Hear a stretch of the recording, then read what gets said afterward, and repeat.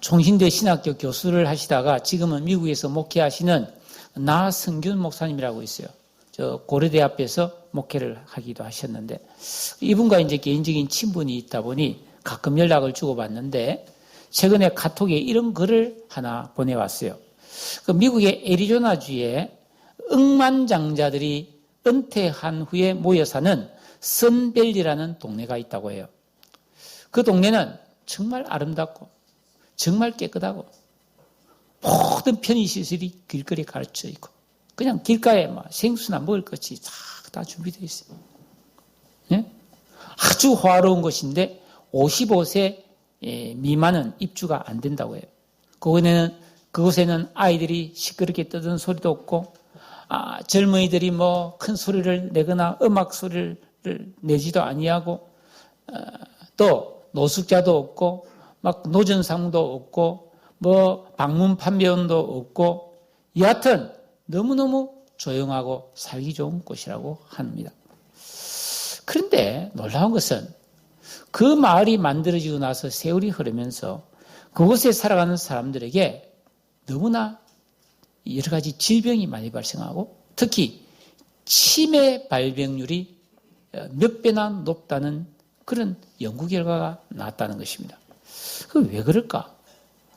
그럴 리가 있는가? 그래서 많은 의사들이 연구를 했는데 특히 우리나라의 이시형 박사라고 있습니다. 그분이 직접 그곳을 찾아가서 조사를 해보니까 정말 지상낙원이 따로 없더라는 것입니다.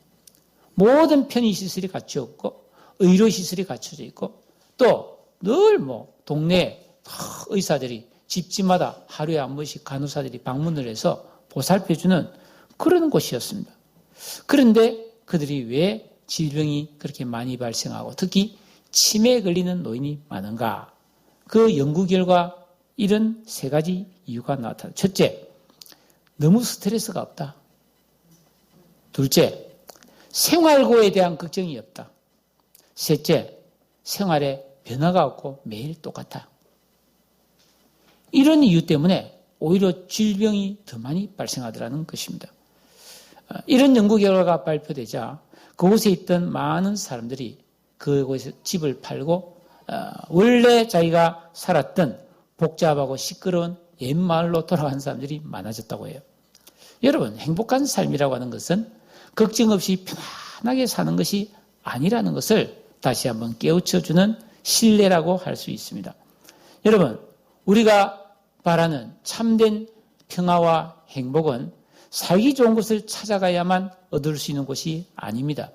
내가 고민하며 걱정하며 때로는 다툼이 있고 화를 내며 살고 있는 그곳에서 누려야 되는 것이죠. 여러분, 사실 이 세상에 죄 많은 이 세상에 어디에 지상낙원이 있겠습니까? 그래서 찬송가는 이런 노래를 불러요. 나 어느 곳에 있든지 늘 마음이 편하다. 왜요? 주 예수 주신 평안함 늘 마음에 충만하기 때문인 줄로 믿습니다. 어떻게 살아야 될까? 골치 아픈데. 오늘 우리가 읽은 이 베드로 전서를 통해서 그 답을 한번 찾아보려고 합니다. 우리가 잘 알듯이 예수님의 제자였던 사도 베드로는 그 예수님을 3번 부인하고 인생의 엄청난 위기를 맞이했지만 부활하신 주님을 다시 만나 회개하고 사명을 받아서 목회를 하는 양을 먹이는 사명을 받았지요. 이 베드로가 이런 목회를 쭉 하는 중에 지금으로부터 오래전이지만은 AD 64년경 베드로가 살아있던 그 당시에 네로 황제를 비롯한 로마의 7 황제가 기독교인을 박해해요. 기독교인은 예수 믿는다는 이유만으로 엄청난 박해를 받아 집을 뺏기고 재산을 뺏기고 잡혀가서 맞기도 하고 심지어는 목숨을 잃기도 하는 엄청난 시련을 겪고 있었습니다. 베드로는 목회자적인 심정으로 고난받는 성도들을 위로하고 격려하기 위해서 기록한 편지가 바로 이 베드로 전서와 후서라는 말씀입니다. 자, 베드로는 그 고난받는 성도들에게 여러분들은 이 고난에 져서는 안 됩니다. 반드시 하나님이 주실 영원한 영광을 바라보며 믿음을 지켜야 됩니다라고 하면서 그들을 위로하고 격려했습니다. 그런데 그 위로하고 격려하는 방식이 아주 특이합니다. 얼마나 힘드세요? 조금만 참으세요. 하나님이 반드시 도와줄 겁니다. 이렇게 위로하지 않았고요. 1장 3절에서 23절에 보니까 찬송하셔야 됩니다. 여러분 괴롭습니까? 찬송을 부르세요. 여러분이 죽음이 겁납니까? 예수 그리스도의 죽으심과 부활을 생각하며 산 소망을 가지세요. 여러분에게 여러 가지 고난이 오면 기뻐하세요. 장차 하나님 주실 영광과 존귀와 칭찬을 기대함으로 모든 행실에 거룩해야 합니다. 여러분은 스스로 마음으로 뜨겁게 사랑하세요. 내가 여러분에게 전해준 복음의 말씀을 붙들고 나그네로 살아가는 이 시기를 믿음으로 이겨낸 사람만이 진정한 복과 영광에 이를 수가 있습니다. 이렇게 격려했다는 겁니다. 다시 말하면 너무너무 고난받는 사람들에게 더 믿음 생활 잘해라는 거예요. 한마디로. 이게 영적인 위로였다는 것이죠. 여러분 지금 우리는 초대교회 성도들처럼 박해받는 일이 없습니다. 누가 우리를 학대하거나 함부로 대하는 경우도 없습니다. 제 입장에서는 어디를 가든지 아이고 어서 오세요. 뭘 도와드릴까요? 너무나 나를 잘 대해줍니다. 예? 밥을 굶는 것도 아니고 헐벗고 오갈 데 없는 가련한 시세도 아닙니다. 너무 잘 살고 있어요. 지금으로부터 40년, 50년 전 6.25 이후에 혹은 그런 해방 이후에 이런 때 비하면 지금은 거의 지상낙원에 살고 있습니다. 우리. 제가 초등학교 때 우리나라가 경제개발 5개년 계획을 시작하면서 매일 학교에 가면은 그 만화가 신동우 씨가 홍길동 이런 쓴 사람 만화를 그려가지고 앞으로 우리나라는 1980년대가 되면 수출 100억 불, 국민소득 1000불이다. 막 이러면서 막 홍보를 했어요. 근데 그게 벌써 이루어졌고 2020년 1월 달에 우리 한 달 수출액이 492억 불이었습니다. 예, 엄청난 부자가 나라가 되었죠. 그렇다고 해서 지상낙원이 됐느냐? 그건 아니지 않습니까? 여러분, 사람들은 먹을 게 있습니다. 마실 것이 있습니다. 그것도 좋은 것만 골라 먹고 골라 마십니다. 그런데도 여전히 사람들은 배고파하고 목말라 하지 않습니까? 여러분, 우리 교회가 처음 와서 이 월곶에 정착한 지가 이제 17년이 다가오는데요. 그때 건너편에 소래포구 건너편에 있는 노년 신도시는 저 푸른 초원이었습니다. 백오 신도시는 그냥 황폐한 그냥 황무지였습니다. 근데 저렇게 많은 아파트가 들어서고 건물이 들어섰어요. 근데 비록 이것뿐입니까? 전국적으로 얼마나 많은 집이 들어섰습니까? 근데 여전히 사람들은 집이 없어 고생하고 집 문제가 계속 사회 이슈가 되고 있습니다. 왜 그럴까요? 사람들은 다 잠을 잘 집은 있죠. 처음에는 단칸방이라도 따뜻하고 비바람만 피하면 행복할 것 같았어요. 그런데 그렇지 않죠. 금방 불만이 생깁니다. 더 넓은 집, 더 좋은 집, 더 환경이 좋은 집을 갖고 싶어 합니다. 그런데 그런 것을 가진다 할지라도 계속해서 행복해지지는 않는 거죠. 금방 또 부족함을 느끼게 되어 있습니다. 인간이란 존재는 아무리 좋은 것을 먹고 아무리 즐겨도 아무리 쉬어도 계속 행복하지가 않다는 겁니다. 어떻게 해야 될까요? 그 원인은 딱 한 가지입니다. 우리 영혼이 굶주려 있기 때문이에요. 영혼을 안 먹이니까. 오늘 1장 24절에 보니까 모든 육체는 풀과 같고 그 모든 영광이 풀의 꽃과 같으니 풀은 마르고 꽃은 떨어진다. 이런 말씀을 하고 있죠. 이게 이 세상을 살아가는 모든 사람의 실제 모습이라는 것입니다. 여러분 인생은 여름날에 비가 내린 뒤에 풀이 새파란 풀이 파릇파릇하게 자라나고 거기서 노란 꽃, 빨간 꽃, 하얀 꽃, 꽃이 쫙 피어서 향기를 날리는 것처럼 인간은 한때 이렇게 아름답고 싱싱하고 멋있다는 겁니다. 그런데 그 시기는 너무나 짧다는 게 문제예요. 여러분, 아이들이 귀엽고 처녀총각이 너무 아름답지만 그 어린 시절, 젊은 시절이 금방 지나갑니다. 피겨 여왕이라 불리는 김연아 선수가 금메달 땄을 때 전 국민이 감동했잖아요. 그 예리예리하고 소녀 같은 김연아가 올해 나이를 보니까 31살이더라고. 예. 결혼했으면 벌써 애가 여러 명 있을 나이입니다. 여러분, 2002년도 월드컵 축구할 때 그 새파란 젊은이들이 힘차게 공을 차던 그 선수들, 지금은 다 40, 50대가 돼서 감독과 지도자 생활을 하고 있습니다. 그들만 그런가요? 아니에요. 우리 가족들, 내 자녀, 우리 친지, 교회 어린이들 보면 금방금방 아기가 자라서 초등학교를 가고 중학교를 가고 대학을 갑니다. 나도 나이를 들어서 점점 늙어지고 있습니다. 여러분, 그런데 문제는 풀은 마르고 꽃은 시들어 떨어져도 그뿐이지만은 사람은 그렇게 간단한 존재가 아닙니다. 사람은 영혼을 가지고 있기 때문에 나의 미래가 계속 이어진다는 겁니다. 끝이 없이. 이 말씀을 잘 들으세요. 여러분, 나는 싫든 좋든 내 미래가 끝나질 않아요. 계속 미래가 이어집니다. 영원히. 죽음도 한 번은 맞이해야 됩니다. 죽은 다음에 하나님 보좌 앞에 나가서 심판도 받아야 됩니다. 여러분들은 영원히 끝나지 않는 나의 미래를 대비하고 준비하고 계십니까? 많은 사람들이 그 생각 안 해요. 그냥 노후 걱정만 하고 있는 거예요. 그럼 노후 다음에는 어떡할 건데요? 네?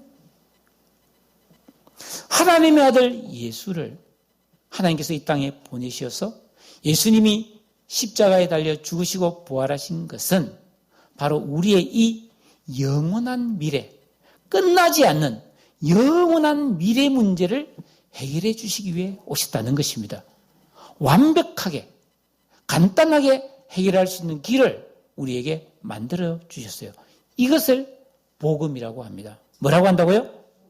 복된 소식, 기쁜 소식, 너무나 좋은 소식. 이 소식을 우리에게 가르치는 게 바로 주의 말씀이에요. 여러분들 이 소식을 들으셨습니까? 자, 요한복음 4장에 그 복음에 대한 아주 재미나고 요약된 내용들이 나옵니다. 예수님께서 어느 날 길을 가시다가 그 사마리아라는 지역을 지나가시는데 한낮에 정오가 되어서 너무 날이 덥고 목이 마르고 피곤해서 우물가에 잠시 앉아 쉬셨습니다. 그때 어떤 여자 하나가 물동이와 두레박을 들고 물을 길러 왔습니다. 예수님께서 그 여자에게 여보시오, 나 물 한 잔만 주시오 그랬습니다. 그래서 여자가 딱 정색을 하면서 아니, 당신은 유대인이면서 우리 사마리아 사람하고는 아주 상종도 안 하는데 어떻게 나한테 물을 달라고 그럽니까? 하고 핀잔을 줬어요. 그러니까 예수님이 뭐라고 했냐면 지금 당신에게 물 달라고 한 내가 누구인지 당신이 알았더라면 당신이 나한테 물을 달라고 했을 것이고 나는 당신에게 영원히 목마르지 않는 물을 주었을 것입니다. 그 여자가 깜짝 놀라서 아니, 이 우물이 얼마나 깊은데 당신은 뜨레박도 없고 물그릇도 없는데 어떻게 나한테 물을 줄 수 있단 말입니까? 당신은 무슨 신통력을 가진 분이라도 된단 말입니까? 이렇게 물었어요. 자, 이 대화에서 인간이 가진 잘 풀리지 않는 문제들이 다 들어 있습니다. 여러분, 사람은 목마르면 물가로 가야 됩니다. 물 마셔야 돼요. 옛날에는 우물로 갔고 지금은 정수기 앞으로 가는 거지. 그것만 달라졌을 뿐이지. 안 그렇습니까? 그러니까 집안의 우물이 정수기예요. 그죠? 그 물을 마시려면 컵이 있어야 될 거 아니에요. 옛날에 저는 두리박으로 물 많이 길어봤습니다. 우물에서. 이것처럼 우리 인생에도 끊임없이 필요가 있기 때문에 돈 벌러 나가야 되고, 돈을 벌려면 실력과 기술과 힘과 건강이 있어야 합니다. 그런데 실력과 힘과 건강이 있어서 돈을 벌어서 맛있는 거 사 먹고 좋은 데 구경 가고 좋은 물건을 많이 가져도 인간은 또 먹고 또 마시고 또 가지고 또 소비해야 합니다. 이 여인은 우물가에 물길에 와서 물을 품고 왔습니다. 끝이에요? 또 와야 됩니다. 또 물 들어와야 됩니다. 평생을 물 들어와야 됩니다. 네? 인생은 아무리 좋은 것을 먹고 아무리 좋은 것을 가져도 또 목마르기 때문에 쉬지 못하고 힘들게 살 수밖에 없다 이 말입니다. 그런데 예수님은 영원히 목마르지 않는 살아있는 물, 생수를 줄 수 있다라고 성경이 말하고 있는 것이에요. 그 물을 마시면 다시는 목이 안 마르다는 겁니다. 진정한 만족과 평안이 있다는 것입니다.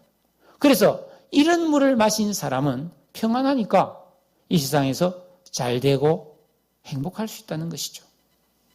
자, 이 사마리아 우물가에 나온 이 여인을 한번 생각해 보세요. 이 여인은 예수님과 잠깐 대화를 나눴습니다. 그랬는데 이 여자가 그 물을 마셔버렸어요. 그러니까 평생 짓누르던 그녀의 부끄러움과 두려움과 갈급함이 해결돼 버려요. 그러니까 두레박과 물통을 내버려 두고 이렇게 해서 동네로 뛰어들어가지고 동네 사람들아 내가 메시아를 만났다 하고 동네 사람들 다 불러서 예수님께 데리고 왔습니다. 무슨 일이 일어났습니까? 여러분, 오늘 여러분들이 참 바람도 많이 불고 찬바람이 부는 이 겨울날 이 주일 오전에 교회로 왔습니다. 여러분, 이 예배당, 이 예배가 예수와 여인이 만났던 우물가라고 한번 생각해 보십시오. 여러분들은 무슨 물을 길어 마시기 위해서 오셨어요? 많은 사람들이 교회를 올 때 늘 마음속에 내가 가진 문제 해결, 돈 문제, 건강 문제, 자녀 문제, 내 인생의 성공과 행복과 안정과 앞으로 내가 어떻게 하면 편히 살고자 하는 그런 목마름을 가지고 살고 있다는 겁니다. 그런데 예수는 먼저 이런 물을 우리에게 주지 않고 자꾸 다른 물을 마시라고 합니다. 우리는 육신적이고 내 이 현세적인 이 세상에서 필요한 물을 달라고 요구를 합니다. 목사가 진리의 말씀을 전해주고 영생하는 복을 받는 길을 안내해 주어도 나는 내가 필요한 물을 마시고 싶다라는 생각만 계속합니다. 오늘 이 베드로전서에서 사도 베드로가 우리에게 그런 물 말고 진짜 마셔야 될 게 뭐냐를 우리에게 올바르게 깨우쳐주고 있습니다. 그게 바로 2장 2절이에요. 갓난 아기들 같이 순전하고 신령한 젖을 사모해라. 이렇게 말씀하고 있습니다. 여러분, 갓 태어난 아기에게 엄마가 초코우유나 딸기 우유를 먹일 수 있나요? 안 되죠. 그거 먹으면 애가 설사할 겁니다. 못 받을 겁니다. 그 갓난 아기에게는 엄마의 모유, 물이나 어떤 첨가물, 설탕이나 꿀 이런 걸 타서 안 돼요. 어린이한테 아이고 얘가 좀 잘 키워야 되겠다 싶어서 젖을 짜가지고 그 젖에다가 좋은 꿀을 타고 거기다가 녹용가루를 타고 인삼다리 물에 섞어서 주면 애가 잘 자랄까요? 못 받아들이죠. 그냥 엄마 젖이면 충분해요. 그러니까 성도는 다른 뭔가를 구하려고 열심히 안 돼요. 교회 와서 제일 먼저 우리가 해야 될 것은 신령한 젖. 그러니까 우리의 영혼 육을 위해서 하나님께서 준비해온 최고급 양식인 이 고상하고 아름다운 진리의 말씀 그 자체를 사모하라는 겁니다. 이건 교회 올 때 그 말씀을 사모하면서 와야 된다는 것입니다. 예? 신생아가 본능적으로 엄마의 젖을 팍 빨아먹는 것처럼 성도는 신령한 말씀의 젖을 간절히 원해서 받아먹어야 되는 것입니다. 그러면 우리 영혼이 강건해진다는 것입니다. 영혼이 강건해지면 사랑하는 자여 너의 영혼이 잘됨과 같이 너희 범사가 잘되고 육신도 강건하게 되느니라. 이게 주님의 뜻이라는 겁니다. 이 영혼의 젖을 먹으면 내 영의 새 힘을 얻기 때문에 목마름이 해결되면서 어떤 문제가 어려움을 만나든지 풀어갈 힘이 생기는 것을 믿으시기를 바랍니다. 그러면서 우리 인생이 좋아지기 시작한다는 거예요. 이게 하나님의 방법입니다. 근데 사람들은 이 생각은 안 하잖아요. 그냥 기도해서 뭐가 탁 해결되고 그걸 생각하죠. 여러분, 예수님은 나에게 어떤 분이십니까? 십자가에 달려 죽으신 분입니까? 그분은 성경에서 말합니다. 너희들 잘 들어라. 예수님입니다. 예수님이 내가 너희가 먹을 양식이야. 나를 좀 먹어. 내가 너희들이 마실 물이야.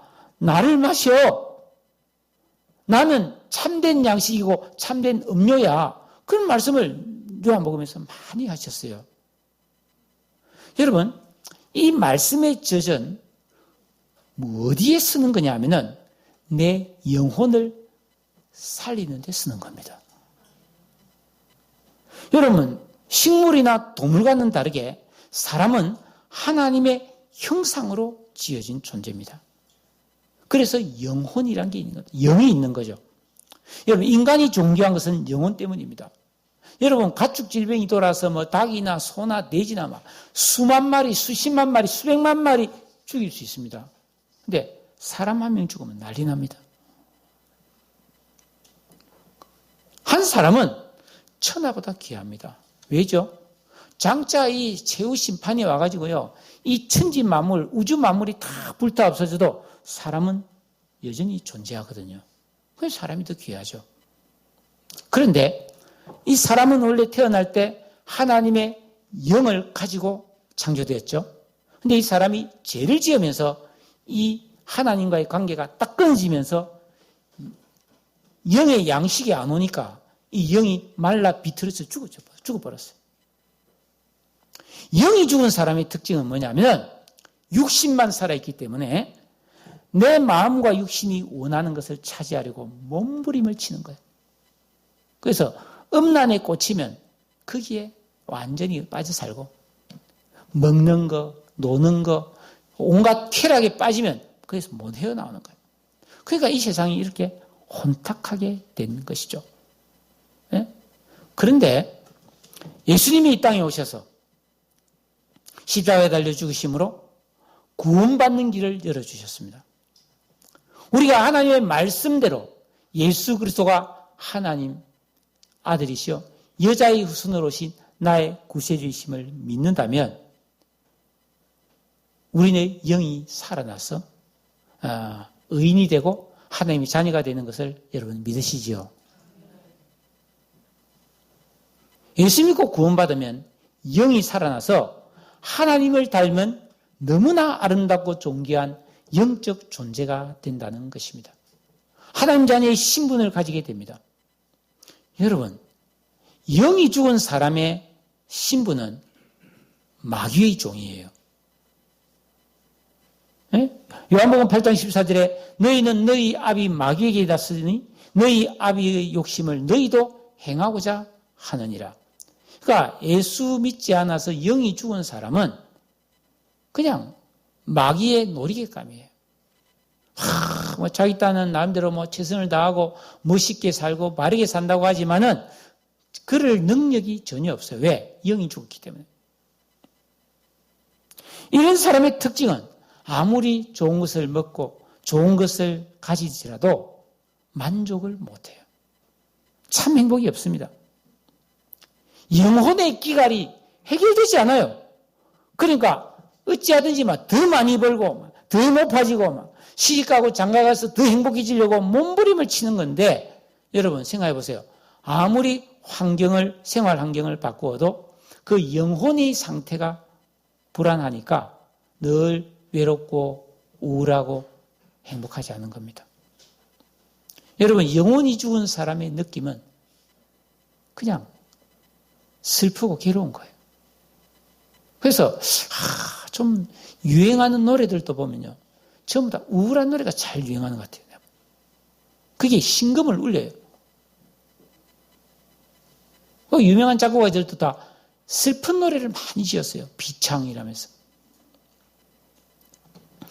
여러분, 사람이 목이 말라서 물을 구해서 마시고 좋은 것을 구해서 가져도 만족이 안 되는 거예요. 평생 그거 하다가 나중에 그냥 푹 쓰러지는 거예요. 얼마나 불쌍합니까? 웃어도 그때뿐이고 성공해도 잠깐이고 결국은 모든 것이 허무한 안개로 끝나버린다는 사실입니다. 그러면 예수 믿고 거듭나서 영원한 생명인 예수를 마음에 모신 사람은 어떻게 살아야 될까요? 오늘 말씀처럼 신령한 젖을 사모해서 그것을 먹고 구원에 이르도록 자라가라는 거예요. 이 구원은 무슨 구원이에요? 예수 믿고 천국 가는 구원을 말하는 게 아니죠. 구원에서 자라가라 그랬으니까 우리 구원이 자라가야 되는데 성화 구원을 말하는 겁니다. 여러분, 영의 젖이 무엇입니까? 신령한 젖이 무엇입니까? 요한복음 6장 48절에 내가 곧 생명의 떡이다. 요한복음 6장 54절에 내 살을 먹고 내 피를 마시면 영원한 생명을 받고 마지막 날에 부활한다. 내가 참된 양식이고 참된 음료이다. 예수님은 계속 그 말씀을 해요. 그래서 우리는 교회 오면 다른 게 중요하지 않아요. 하나님의 생명의 말씀을 듣고 그 말씀을 먹어야 되는 거예요. 그래서 교회 오면 열심히 목사가 말씀을 전하고 또 성찬식을 거행하는 거죠. 성찬식은 바로 이렇게 이 떡을 먹고 이 잔을 마시듯이 예수님을 먹고 마셔야 됩니다 하는 것을 상징하는 거 아닙니까? 그래서 말씀을 듣고 그 깨달은 말씀을 순종하고 기도하면 내 생명이 영으로 충만하게 되는 것을 믿으시기 바랍니다. 이 말씀을 내가 잘 깨달아서 그 말씀에 순종해서 살면요, 엄청난 능력이 나타납니다. 저도 가끔 무슨 걱정거리가 생기고 또 힘든 일이 있고 이 위층에서 너무 소음이 심하면은 잠을 못 잘 때가 있어요. 뒤척뒤척하면서 아이고, 새벽에 4시 반에 일어나야 되는데 이 잠을 못 자면 내일이 좀 힘들어요. 참고로 저는 낮잠 거의 잔 적이 없어요. 교회 아침에 딱 출근하면 저녁 때 퇴근할 때까지 항상 그렇게 규칙적으로 생활하거든요. 잠 못 자면 굉장히 힘들어집니다. 어떻게 합니까? 시편 23편 3번만 외우면 잠듭니다. 이거는 제 방법이 아니고 그 스위스의 정신과 의사인 세계적으로 유명한 폴 트루니에라는 사람이 있어요. 아직도 가야 할 길, 이런 책을 쓴 유명한 분입니다. 이분이 정신과 의사로서 노이로제나 각종 정신병, 우울증을 치료할 때 반드시 시편 23편을 처방했어요. 정식으로. 처방 전에. 그래서 이 정신적인 고통을 겪고 있는 환자들이 이 시편 말씀을 아침 저녁으로 읽고 묵상만 하면 상당한 치유 효과가 일어났다. 여러분, 영적 양식인 생명을 이 하나님의 신령한 말씀을 먹는 방법은 간단합니다. 약도 식후에 먹으라고 되어 있잖아요. 우리는 먼저 예수를 믿고 구원받은 성도로서 성경은 주야로 그 말씀을 묵상해라. 여러분 아침 저녁 우리 몇 끼 밥을 먹는 것처럼 다 성경을 펴서 하나님 말씀을 읽고 그리고 늘 마음에 묵상하며 살아가는 것이 바로 영의 양식을 먹는 올바른 방법입니다. 내 안에 말씀이 항상 있으면은 하나님이 나와 동행하게 됩니다. 악한 마귀가 손을 못 대죠. 예? 신비한 하나님의 도우심이 내 삶에 역사하기 시작합니다. 할렐루야! 한번 해보세요. 예? 자, 시편 1편 1절 2절에 보니까 복 있는 사람은 진짜 하나님이 주는 복을 받는 사람은 악인의 길을 따라서는 안 된다. 죄인들이 가는 길에 휩쓸려 다니면 안 된다. 오만한 자의 자리에 앉으면 안 된다. 오직 여호와의 율법, 말씀을 즐거워하여 그의 율법을 주야로 묵상하는 도다. 묵상이란 말을 굉장히 중요합니다. 이거는 마치 짐승이 되새김질하는 것처럼 내가 말씀을 읽었고 보았고 들었으면은 이 말씀을 계속 소화시키려고 되뇌이라는 겁니다. 입으로. 왜냐하면 여호와는 나의 목자 신내게 부족함이 없으리로다. 계속 그러고 살아라는 겁니다. 그 말씀에 뭐를 탈 필요가 없다는 거예요. 첨가물을. 신령하고 순전한 젖, 하나의 말씀 그 자체를 사랑하고 그 말씀을 늘 마음에 담고 살아라는 겁니다. 네? 여러분 한번 생각해 보세요. 수은지에서 좀 맑고 깨끗한 1급수 물을 우리 가정에 보내준다 할지라도 우리 집안에 있는 수도 파이프가 녹이 슬면 그 물은 오염돼 버립니다. 아무리 하나님의 순전한 말씀을 내가 보고 들었다 할지라도 내 심령이 올바르지 않으면 그게 능력이 안 되는 거예요. 그래서 오늘 말씀 2장 1절에 보니까 그러므로 모든 악독과 모든 속임수와 모든 거칠애와 모든 시기와 모든 비방하는 말을 버려라. 이게 하나님 말씀을 그 능력과 그 효능을 없애는 걸림돌이라는 거예요. 내 심령에 죄악된 습관과 악행을 아낌없이 버리는 회개와 기도가 있어야 된다는 것입니다. 여러분, 우리가 예배를 드리고 말씀을 듣고 나는 큐티해요. 나는 열심히 기도해요. 나는 성경 일독했어요. 좋은 일입니다. 그렇지만 우리가 이런 죄악을 버리는 회개가 없으면은 어느새 그 말씀이 사라져버리고 세상 근심, 걱정을 주야로 묵상하게 되어 있어요. 자꾸 다른 물을 찾게 되어 있습니다. 하루 종일 문제거리만 되새기고 미운 사람을 많이 생각합니다. 참 이상한 일이죠. 미운 사람을 계속 생각합니다. 그리고 어떻게 하나님이 복을 줄 수 있겠어요? 그러므로 모든 악독과 기만과 외식과 시기와 비방하는 말을 버리고 갓난 아기들 같이 순전하고 신령한 젖을 사모하라 라고 말씀하는 겁니다. 여러분, 우리가 이런 믿음의 훈련을 하지 않으면 자꾸 세상에 빠지게 돼 있어요. 육신이 원하는 대로 따라서 살 수밖에 없어요. 더 좋은 거, 더 맛있는 거, 더 멋있는 거, 더 높아지는 거, 더 편한 거, 자꾸 그것을 찾게 되어 있습니다. 근데 그것은 아무리 가지고, 아무리 먹어도 또 먹어야 되고, 또 가져야 되고, 시큰둥해지는 것이에요. 라는 겁니다.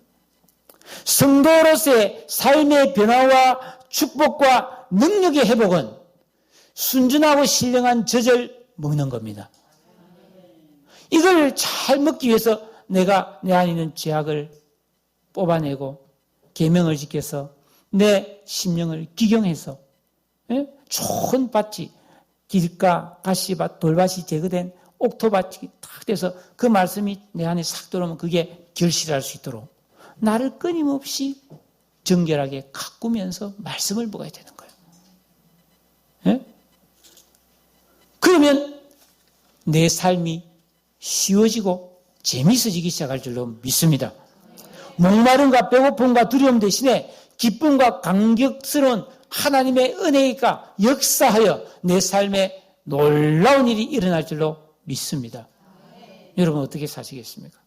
끊임없이 목마르게 계속 물을 기르러 다니겠습니까? 아니면 한 번 먹으면 다시는 목마르지 않는 신령한 주님이 주시는 생수로 여러분 기뻐하며 감사하며 사시겠습니까? 하나님 말씀을 가까이 하세요. 말씀을 붙들고 기도하며 내 안에 있는 불순물을 뽑아내세요. 여러분의 심령을 기경하세요. 계명 순종과 주기도문을 붙들고 기도하는 이 진정한 영적 생활을 통해서 내 마음을 자꾸 정결하게 가꾸면서 말씀을 묵상하세요. 하루 세끼밥은 꼬박꼬박 그것도 좋은 거 먹으면서 어떻게 하루에 한 끼도 말씀의 양식은 안 먹어요. 그러고도 자기가 건강하게 살겠다고 그런 이해가 안 됩니다. 여러분 갓난아기들 보세요. 아무것도 할 줄 몰라요. 그런데 얘가 한 가지 열심히 하는 게 있습니다. 그게 뭐예요? 젖 먹는 거는 열심히 합니다. 안 주면 빽빽 울면서 막 젖 달라고 난리도 아니에요. 애가. 애가 우는 거 보면 겁나게 울어요. 어디서 추루 소리가 나오는지 모르겠어요. 쪼매난 게. 왜죠? 나 젖 달라는 것이. 배고프다는 것이. 그것처럼 하나님의 말씀을 간절히 사모해서 이 신령한 젖을 듬뿍듬뿍 먹으면은 내 영혼이 강건하여지면서 목마름이 없어진다는 거예요. 욕심이 없어진다는 것입니다. 염려, 근심과 두려움이 없어지고 기쁨과 감격이 내 삶에 역사하면서 하나님의 은혜가 내 인생을 도와주시고 이끌어 주실 줄로 믿습니다. 여러분, 일평생 목마름과 배고픔과 불만족으로 사시겠습니까? 참된 만족과 기쁨이 무언가를 누리며 기뻐하며 즐거워하며 사시겠습니까? 간단합니다. 여러분들은 갓난 아기들 같이 순전하고 신령한 젖을 사모하시기 바랍니다. 인생의 진정한 문제 해결이 여기에 있다는 것을 주님께서 가르쳐 주셨어요. 이 말씀을 믿고 여러분 하나님의 말씀을 맛있게 드시고 강건해지시기를 우리 주님의 이름으로 축복합니다. 다 같이 기도하겠습니다. 오늘 이 말씀을 생각하면서 하나님 아버지 내가 먹어도 또 목마르고 또 배부른 것을 반복되풀이해서 평생 먹다가 나중에 숟가락 놓고 죽는 인생이 되지 말게 하시고 나를 영원히 만족하게 해주시는 신령하고 순전한 이 생명의 말씀을 잘 먹고 강건해져서 하나님 앞에 영광 돌리는 삶을 살게 해 주시옵소서. 다 같이 신령한 젖을 먹을 수 있는 그런 식욕과 믿음을 주시도록 다 같이 한번 통성으로 기도하겠습니다. 전능하시고 자비로우신